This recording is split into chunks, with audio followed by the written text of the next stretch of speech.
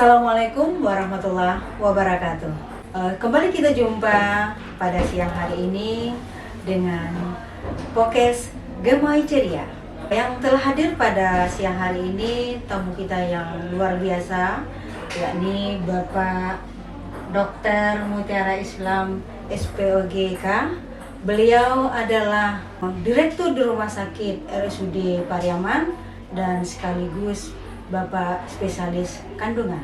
Terima kasih Pak sudah hadir dan bergabung di podcast kami. Dan kami mengucapkan selamat datang di Puskesmas Kampung Baru Padusunan. Alhamdulillah beliau sudah memberikan dan menempatkan waktu beliau yang cukup padat, tapi kita apresiasi sekali lagi kepada beliau yang cukup optimis mendukung menekan angka kematian ibu dan angka kematian anak, dan salah satunya beliau pada hari ini hadir dalam rangka pembinaan penguatan layanan kebidanan di Puskesmas Kampung Baru Padusunan. Baik Pak, terkait dengan hal tadi Pak, bahwa kami adalah sebagai tempat layanan primer. Nah, kami berkomitmen juga bagaimana bisa nanti memberikan layanan yang lebih optimal, khususnya di pelayanan kebidanan. Nah, untuk itu kami mohon masukan dan strategi apa yang dapat kami lakukan nantinya, sehingganya harapan kita bersama untuk dapat menekan angka kematian ibu dan angka kematian bayi di Kota Pariaman ini. Ya, terima kasih ya. Sebelumnya saya ucapkan terima kasih kepada Puskesmas Padusunan yang telah mengundang untuk hadir di sini ya. Alhamdulillah Puskesmasnya ini cukup rapi, apik ya. Sebenarnya nyaman kerja di sini nih. Unjuk-unjuk ya Pak? Iya, udara juga sejuk ya. Ya, udah sampai di sini kita tadi ada bimbingan untuk ya dokter umum mengenai pemeriksaan ibu hamil. Jadi memang pemeriksaan ibu hamil itu memang ada tahap-tahapannya sebenarnya. Jadi di layanan primer ini lah kita bisa memilah atau menyeleksi mana yang nampak tanda-tanda bahaya atau tanda yang mengharuskan di-refer atau dirujuk ke layanan lebih tinggi di rumah sakit ya. Tapi bukan hanya itu, kita juga harus bisa mengelola atau menata laksana bagian-bagian yang bisa ditata laksana di sini. Jadi tidak main rujuk saja. Jadi ada beberapa hal yang harus kita lakukan penata laksanaan di sini. Nah, kalau itu tidak bisa, baru kita rujuk. Nah, contoh tadi kan kita ada USG itu kan, alhamdulillah ada USG.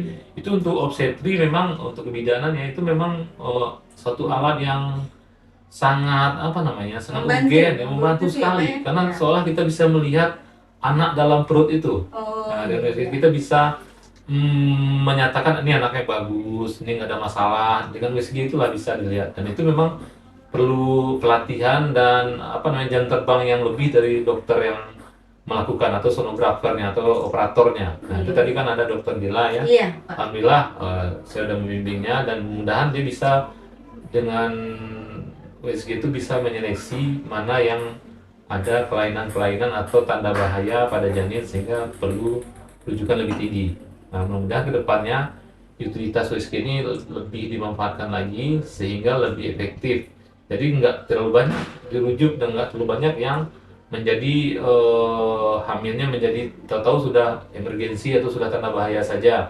Karena dari awal kita sudah mencarinya dengan alat USG itu. Nah, meskipun itu butuh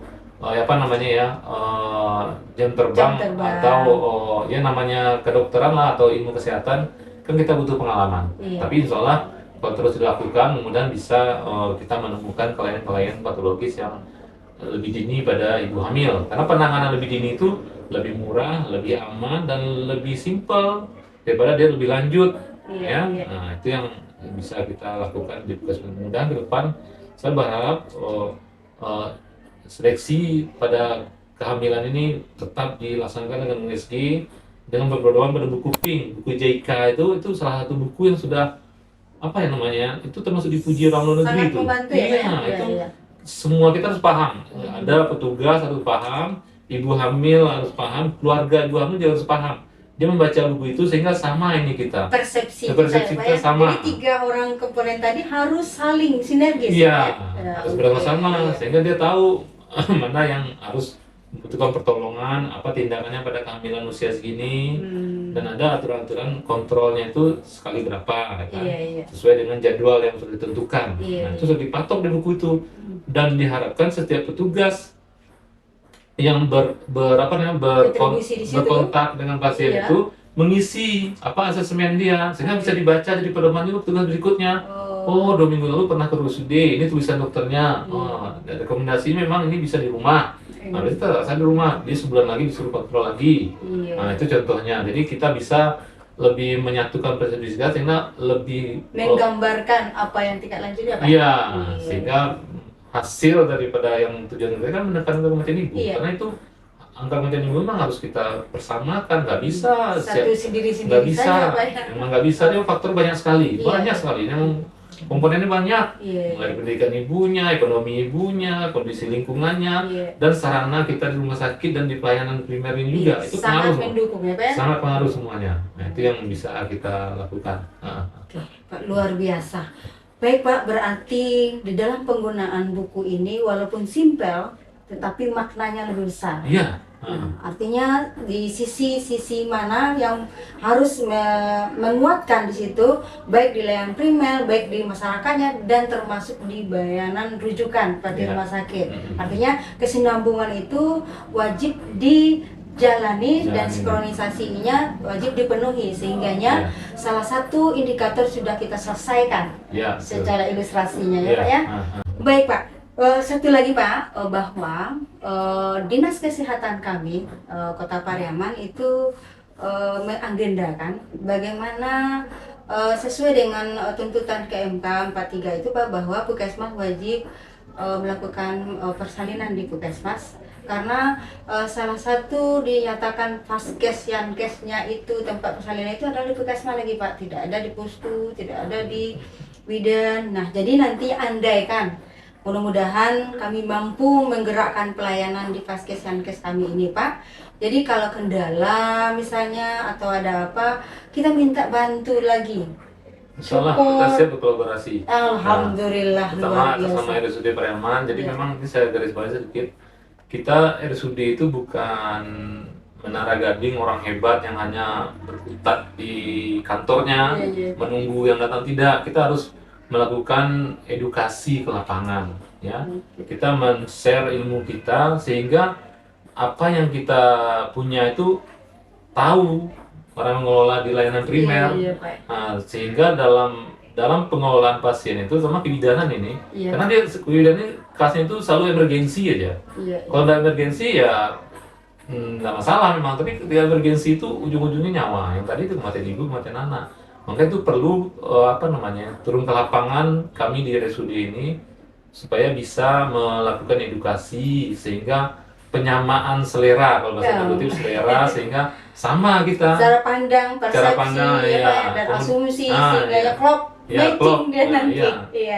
Oke. Sebenarnya kan dulu juga sudah ada itu namanya rumah sakit tanpa dinding. Sekarang itu makin terbentuk dengan adanya sarana informasi sekarang ini ya. Jadi kita punya WA, punya sarana-sarana lain yang bisa divideokan. Itu bisa langsung terhubung antar rumah sakit dengan puskesmas, ini bisa terhubung langsung itu. Iya kan? Langsung terhubung. Lalu apa putusan mau diambil? Nampak ininya, kondisinya.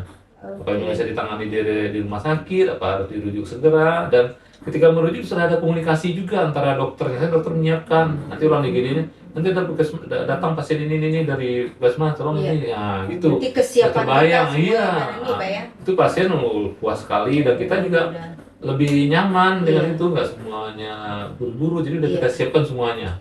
Ya, jadi komunikasi itu penting sekarang ini. Jadi kata kuncinya komunikasi, kolaborasi itu lagi, edukasi, luar biasa. Sehingga kita tidak merasa hebat saja, tidak menyalahkan, tapi kita saling bersama menyelesaikan permasalahan ini. Alhamdulillah. Oke, Pak, satu lagi, Pak, terkait dengan sistem sisrute. Kita sama-sama tahu di lapangan, Pak, dan kami sebagai layanan primer juga, Pak, kondisi sisrute ini sangat menghambat rasanya. Mohon maaf Pak, ini bukan apa ya, tetapi sebagai tempat rujukan, bagaimana tanggapan Bapak dengan Swiss Route ini? Sehingganya yang kami rasakan tadi bisa minimalisir keterhambatan tadi, dan atau apa strategi kami yang sehingganya kami tidak merasa Swiss Route itu menghambat dalam pelaksanaan rujukan. Kami mohon ininya Pak. Jadi memang Swiss Route ini di satu sisi tujuannya kan bagus nih. Iya. Sehingga pasien ketika dirujuk sudah tersedia yang seperti tadi itu komunikasi tadi itu tersedia tempat tidurnya, dokter DPJP-nya udah tahu, sehingga pasien ini ketika datang ke rumah sakit sudah pasti dirawat dan penata laksananya udah jelas. Iya, Pak. Tapi ketika tidak ada solusi kan datang saya udah tahu tempatnya tidak ada, dokternya mungkin sedang cuti. Nah itu menjadi kendala-kendala sehingga dibuatlah solusi ini. Tapi dalam pelaksanaannya kita memang perlu perbaikan-perbaikan atau namanya inovasi lebih jauh lagi sehingga tidak menghambat. Sekarang seolah menghambat. Begitu kita menunggu ACC dari DPJP yang menerima, itu kadang butuh waktu. Dan melengkapi datanya, mengupload data ini kan kadang masalah jaringan, ya kadang menunggu hasil datanya, hasil labornya, ronsennya, kadang CT scan-nya. Kalau rumah sakit kami juga gitu. Sama penderitaan kita. Kita mau merujuk ke layanan tersier ke Padang kan? Lebih menunggunya, dan kesannya kadang udah kita jelaskan bahwa kesannya dia tuh tidak diapa-apakan. Masyarakat itu kita menunggu ACC, dia tidak dapat. Kita padahal udah melakukan stabilisasi, yang menunggu saya udah nggak apa-apa dia pasiennya, tapi kesannya tidak apa-apa kan. Dokternya nggak galak hasilnya, perawatnya sibuknya pasien lainnya. Kita menunggu Swiss kan kita udah stabil. Nah itu kadang yang jadi masalah kita, dan memang kedepannya Swiss ini perlu inovasi atau apa namanya ya, kita melakukan sedikit perubahan sehingga bisa beberapa pasien tuh bisa langsung gitu, maksudnya yang emergensi maksudnya Pak ya. Jadi ada mungkin dikasih kuota mungkin 20% atau 30% bisa tanpa asesmen dulu, atau sisanya baru melengkapi data. Jadi mungkin yang merujuk ini juga punya kuota sehingga yang dia memilih benar-benar yang langsung dirujuk dan mana yang harus dilengkapi data-datanya. Dan kedepannya memang kita harus tegas dengan solusi ini, mau dilanjutkan dengan perubahan apa yang mau dibentuk atau memang kita ganti sama sekali. Saya pikir itu ganti sama sekali. Tapi memang kita harus punya sistemnya ada, tapi sistem sekarang ini banyak kelemahannya yang harus kita perbaiki ke depannya. Nah itulah. Jadi yang bersama penderitaan kita sebenarnya ketika kita merujuk. Kemarin saya ditelepon sampai Bupati Padang Pariaman nelfon. Ada pasien kecelakaan pagi jam 8, akhirnya 10 malam pasien itu perlu dirujuk ke Benyamin. Untung pasiennya stabil dan membaik GCS-nya. Kalau meninggal tuh gimana tuh? Panjang ceritanya Pak. Tapi alhamdulillah pasien itu dari GCS 8 membaik jadi 12, mulai sadar dia, jadi keluarga juga senang. Padahal itu sudah, bayangkan dari jam 8 pagi sampai jam 10 malam. Berapa jam itu? 14 jam menunggu. Nah itu, tapi sisi lain ini juga pelajaran bagi kami bahwa kami harus membenahi juga kelengkapan pelayanan kami, butuh bedah saraf kah, butuh ICU yang lebih presentatif, kapasitasnya lebih banyak. Nah itu yang kedepannya harus kita tindak lanjuti. Baik. Alhamdulillah informasi tadi Pak luar biasa. Mudah-mudahan pencerahan bagi kami. Pada kesempatan yang berbahagia ini kami mengucapkan bahwa kita memiliki seorang bapak di rumah sakit yang kebetulan beliau diamanahkan seorang direktur rumah sakit, dan kita melihat perubahan-perubahan itu cukup banyak di rumah sakit. Dan mudah-mudahan masyarakat juga paham kendala-kendala kita di layanan ya Pak ya. Bahwa terkhusus dari mengenai Swiss Route ini bukan kitanya yang tidak mau, bukan kitanya yang tidak bisa cepat melaksanakan tindakan, tetapi karena keadaan dan sistem lah ya Pak ya. Dan mudah-mudahan dengan adanya kebersamaan kolaborasi tadi, masukan-masukan yang jemput bola ke bawah, sampai pun ini nanti mudah-mudahan bisa kita perjuangkan ya Pak. Dan kita mendoakan khusus pada kesempatan ini kita mendoakan semoga Bapak Dr. Mutiara Islam ini bisa lebih diberi Allah kekuatan lebih lama lagi untuk memimpin amanah ini. Karena kita nampak karena Karena kita nampak perkembangannya Pak, kita nampak perkembangannya dan kami merasakan di layanan primer ini kami merasakan bahwa beliau cukup sangat mengayomi, terkhusus bagian kelayanan kebidanan dan buktikan beliau hadir pada hari ini. Dan dengan media ini, mudah-mudahan informasi ini juga bisa tersampaikan ke tengah masyarakat bahwa sistem layanan juga ada bentuk sistem yang kita harus patuhi ya Pak ya. Ya. Dan kita sangat-sangat berkomitmen untuk melayani kesehatan ibu dan anak khususnya, dan mudah-mudahan harapan kita angka kematian ibu dan angka kematian bayi dapat kita tekan dengan baik secara bersama dan secara menyeluruh. Demikian saja. Terima kasih sekali lagi Bapak. Ya, terima Akhir kasih. kata, wabillahi taufiq hidayah. Assalamualaikum warahmatullahi wabarakatuh. Puskesmas Kampung Baru Padusunan melayani dengan ceria. Ceria. Oke.